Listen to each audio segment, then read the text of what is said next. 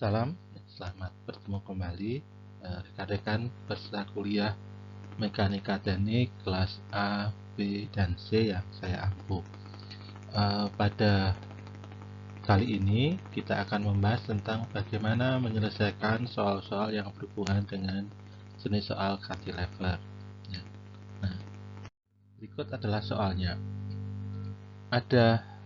Sebelum masuk ke materi, ada satu yang saya sampaikan, yaitu bentuk khusus yang disebut sebagai cantilever.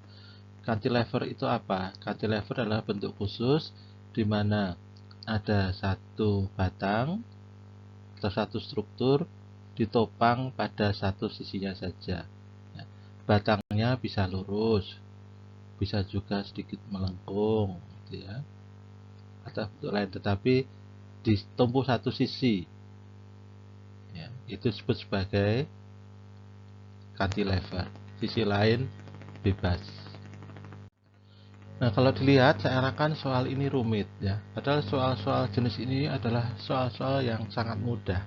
Kenapa sangat mudah? Ingat pada tahapan pahami soal itu pertama menentukan apa yang ditanyakan. Yang kedua adalah menentukan jenis tumpuan, jenis dan jumlah tumpuan.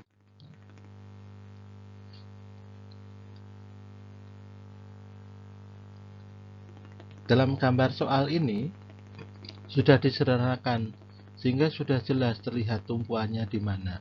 Ya. Tumpuannya itu ada satu karena cantilever, ya. Dan jenisnya kalau cantilever itu pasti jepit. Kenapa kalau cantilever itu pasti jepit? Supaya batang itu tidak jatuh, tidak berputar, maka pasti harus ditahan gaya dan momennya. Jadi kalau soal seperti ini sebenarnya sangat mudah, ya. Soal-soal struktur itu terlihat jelas, ya. Jadi sudah jelas nomor satu, tahapan pertama yang ditanyakan adalah besar reaksi, ya, reaksi yang ditanyakan.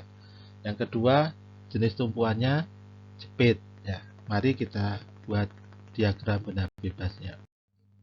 Nah, kalau kita melihat tumpuan jepit, maka akan muncul gaya X, Y, dan momen. Ini reaksi karena jepitnya.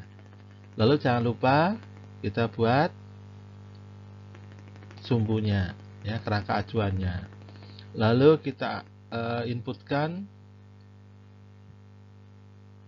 gaya-gaya luar 5 kN. Nah, kemudian momen 20 kN, momen, kemudian 50 kN di sebelah kanan.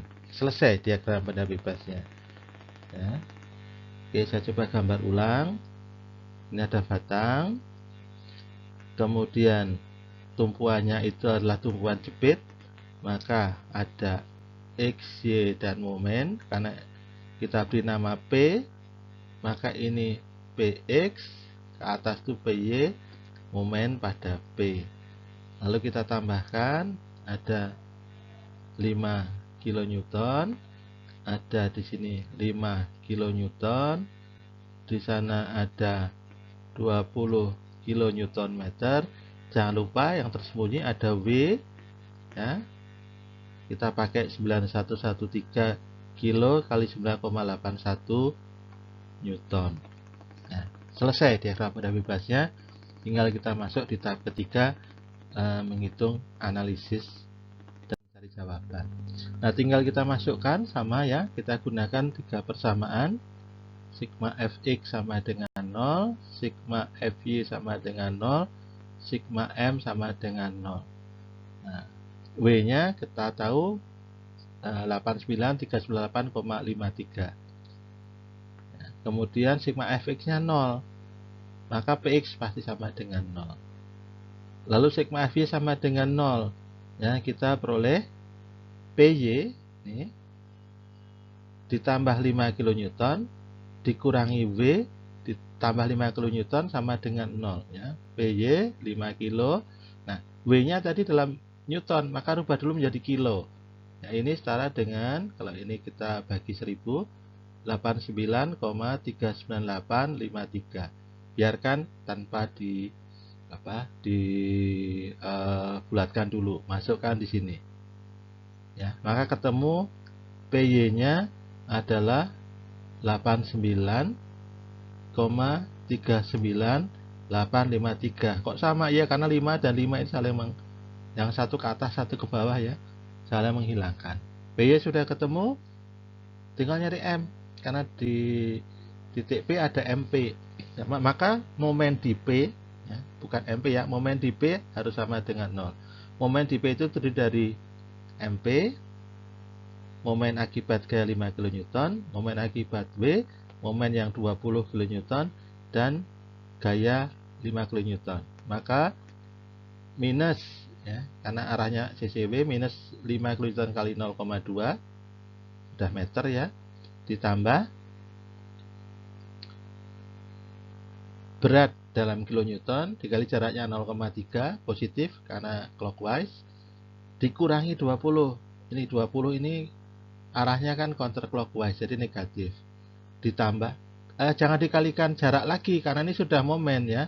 Kalau Anda masukkan 20 kali 0,4, nah itu salah karena sudah momen 20 kN itu. Satuannya saja kN. Nah, kemudian gaya 5 kN yang ujung dikalikan 0,6. Jarak ini 0,6. Jarak itu ya 0,6. Harus sama dengan 0. Nah, ketika angka-angka dipindahkan ruas kanan diperoleh MP sama dengan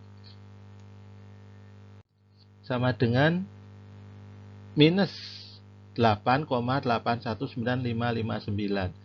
Minus artinya MP arahnya adalah counterclockwise. Jadi ketika kita gambarkan clockwise di sini, maka nilainya minus karena sebetulnya arahnya adalah counterclockwise. Selesai analisis, ingat belum ada satuan di situ, belum dibulatkan, maka kita jawab. Tahap keempat. Jadi reaksi pada tumpuan adalah nyatakan reaksi gaya vertikal PY, ini reaksi juga, maka tidak usah diubah, 89,40 kN. Artinya arahnya sama dengan gambar. Nah, PX-nya sudah 0 tadi ya. Ini mungkin juga harus dituliskan PX sama dengan 0. Dan momen MP itu 8,83. Minusnya hilang. Kok hilang? Karena di belakang diberi keterangan arah JJW.